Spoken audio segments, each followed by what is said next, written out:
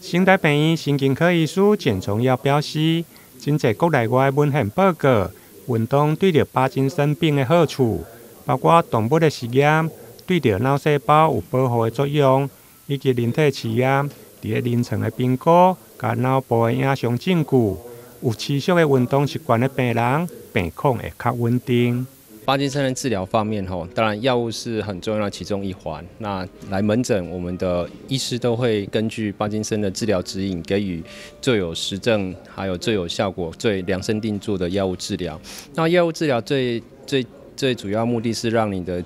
症状减缓，那实际上要达到最好的神经保护效果，其实要搭配运动。所以我们基本上给病人改善动作症状之外，就会建议同时搭配运动，这样整体的治疗效果会更好。那至于运动怎么运动？运动主要有3个要注意的事情。第一个一定要规律，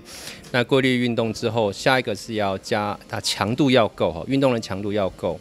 那最后才是要能不能持续我们没办法像吃药一样说吃1天2天就感觉到有效果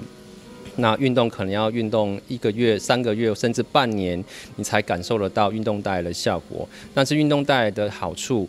其实是国内外而且长期非常多的研究报道说，这个运动长时间累积下来的对神经保护效果是很显著的有效的